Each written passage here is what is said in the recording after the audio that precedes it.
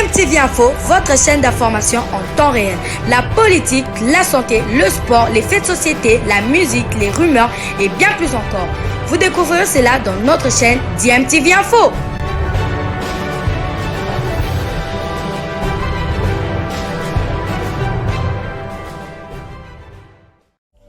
Vous êtes sur DMTV, bonjour ou bonsoir, tout dépend de l'heure à laquelle vous nous suivez. Tout plaisir est pour nous de vous retrouver, mais surtout de savoir que vous êtes nombreux en train de suivre votre chaîne YouTube DMTV. DMTV qui vous propose l'actualité, vous propose également des analyses et des réflexions sur des sujets d'actualité, sur des faits sociaux, tout simplement sur des réalités que nous observons ici chez nous en République démocratique du Congo. Time is up, c'est l'heure de notre tour d'horizon, un tour d'horizon qui nous permet d'échanger avec vous sur l'actualité concernant certains de nos internationaux. Et pour le numéro d'aujourd'hui, nous allons le débuter par cette nouvelle qui nous vient de l'Inspection générale des finances. En effet, l'IGF fourre son nez dans le sport. Tous à la queue leu, hein. L'IGF arrive bien évidemment et l'IGF va donc inspecter quelques fédérations de la République démocratique du Congo.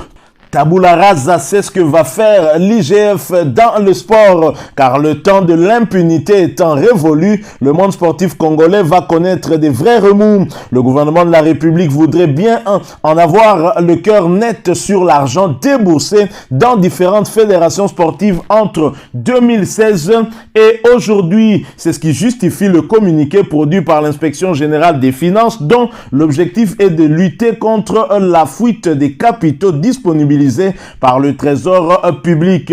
Dans son communiqué, l'IGF précise qu'elle va procéder à des enquêtes de 2016 à nos jours dans les fédérations ci-après. La Fédération congolaise de football, association, la FEBACO, Fédération de basket, la FECOHAND, la Fédération d'athlétisme, ainsi que la FECOSI. Voilà les 5 fédérations qui sont concernées par les enquêtes de l'IGF, ou du moins pour cette étape.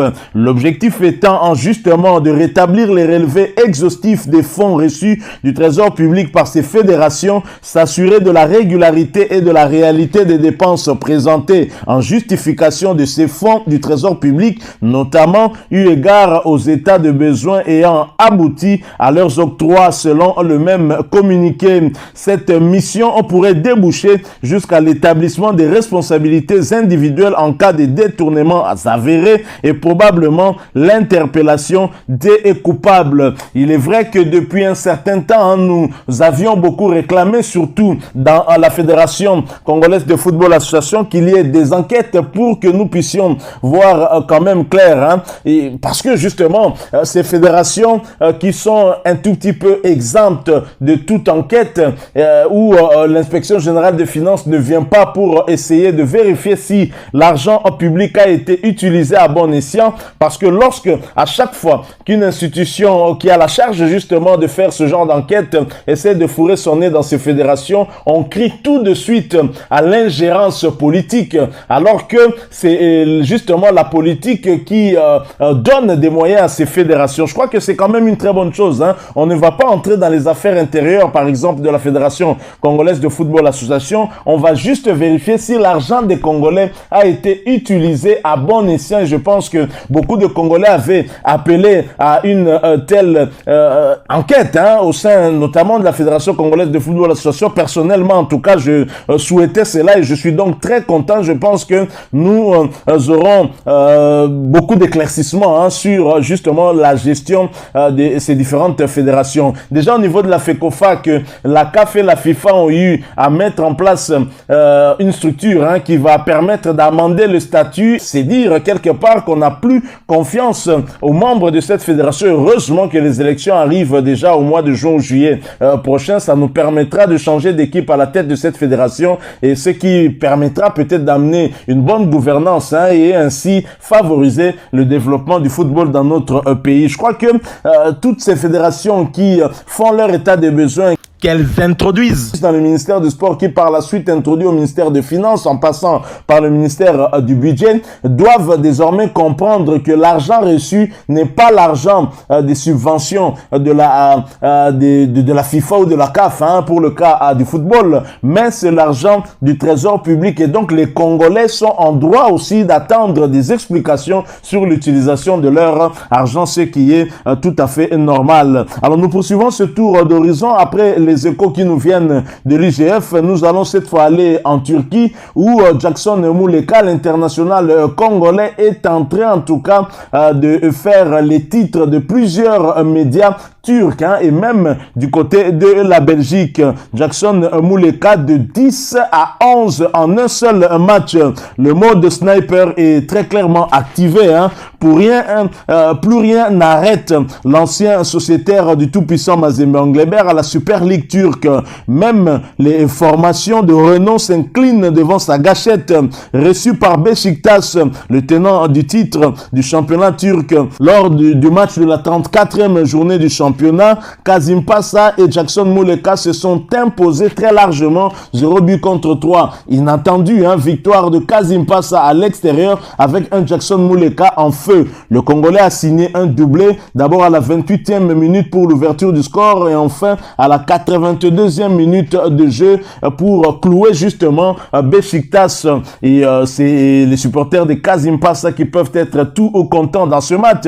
Jackson Muleka s'est érigé en alphabet oméga, débuteur lors de cette rencontre. Une belle leçon de football donnée à ce club qui serait sur sa piste cet été. On en avait parlé d'ailleurs ici. L'attaquant prêté par le Standard de Liège sans option d'achat venait donc d'inscrire son 10e et 11e but sous le maillot de Kasimpasa, et cela en seulement 10 rencontres. Et Jackson Muleka passe à la 9e position au classement des meilleurs buteurs, mais c'est lui qui a un meilleur ratio, puisqu'il a 1,1 but par match, alors que le meilleur buteur a moins d'un but par match. C'est son coéquipier d'ailleurs de Kasimpasa. Et plus globalement pour cette saison, il en est à 14 buts et 4 passes décisives. Bravo à Mwana Mboka. Alors nous poursuivons avec ce tour d'horizon. Cette fois, nous revenons du côté de la FECOFA. C'est vrai que par l'IGF, on a fait un crochet à la FECOFA. Cette fois, nous allons parler